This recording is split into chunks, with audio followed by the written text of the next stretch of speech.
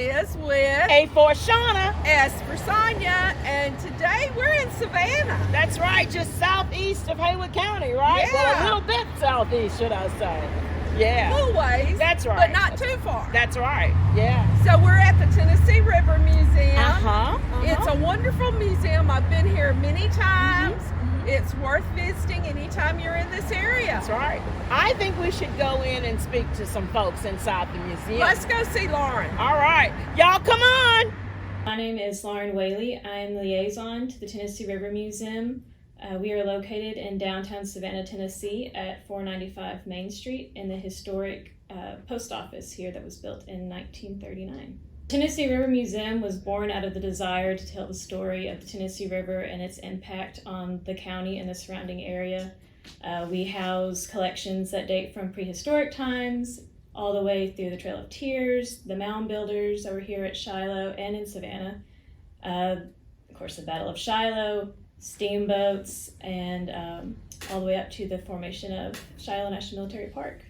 We officially opened to the public on October 20th, 1992. Since then, when it originally started, it was the majority of it was personal collections from local people here, whether it was a point collection, a Civil War memorabilia collection, the steamboat collection.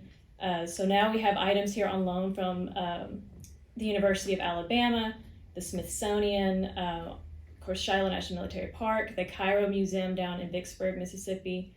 So it's really neat to look at this thing that really started as a grassroots operation in a small town that has now grown to we're housing collections from really big museums that have that. The Smithsonian is a big name grabber, you know. That's the biggest compliment we get is, well, I only planned so much time and I got in here and it just keeps going and going and going and I'll have to come back. Like, that's the biggest compliment we can receive is, there's so much stuff. I can't wait to come back. My favorite part of the museum is our steamboat collection. We have everything from the blueprints, from the origins of drawing it out, to actual pieces. We have a steamboat whistle, a steamboat bell, all the way to here's what it would have looked like, here's the pamphlets you would have received when you were going on a tour, all the way to some of the more disastrous aspects of traveling on the steamboat, such as the sinking of the city of Florence. The most popular exhibit, I would be led to believe, would be our Shiloh effigy pipe, or the kneeling man. He's housed in our mound builders exhibit. He was found in one of the mounds in Shiloh National Military Park. He's in almost perfect condition. There's a few nicks missing. He was uncovered by the first superintendent of Shiloh National Military Park during a trench dig.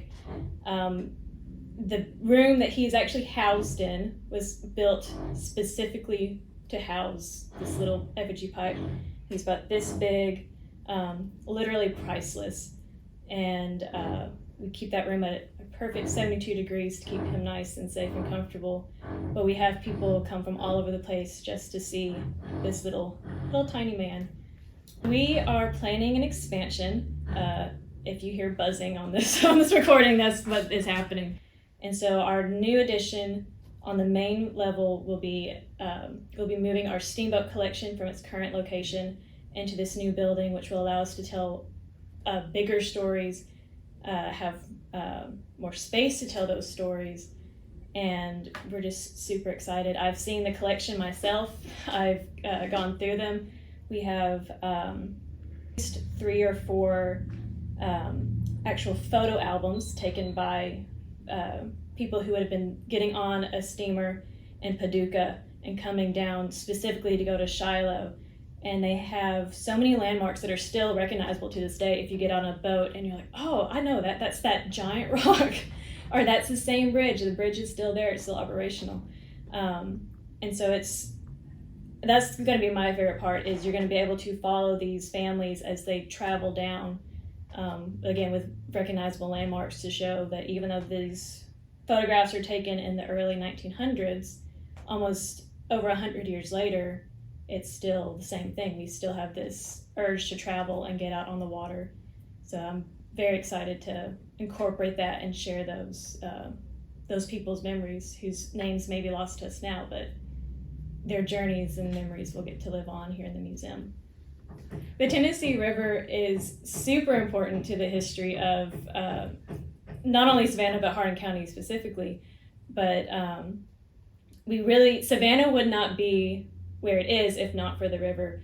When the first settlers come from Roane County and they come west to our wilderness out here, they actually settle out where our Walmart currently is, and the Walmart's is going to be more towards the north end of the county.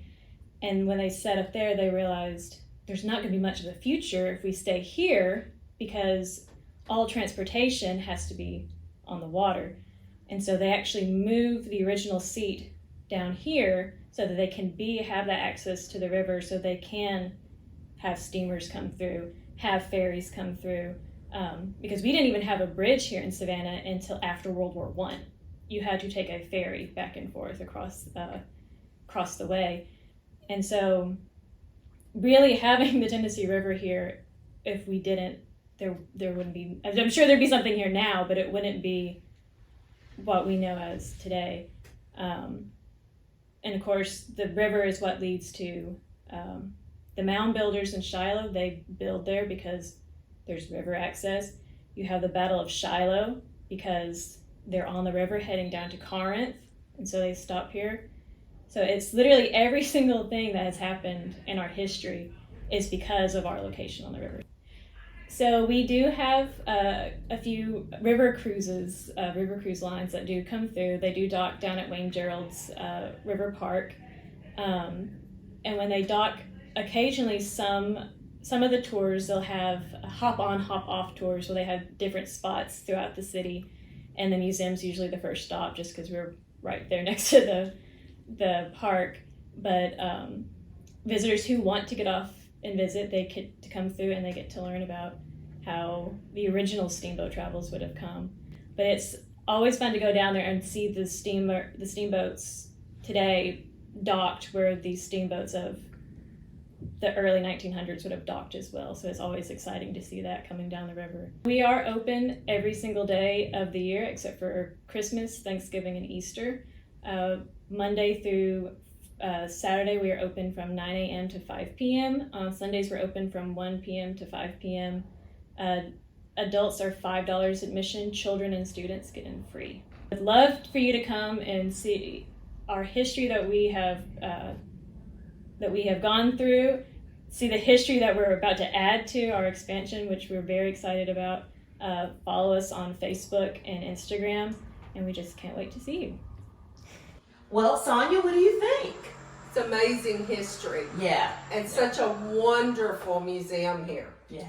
You know, the river played such an important part to the story of this particular area.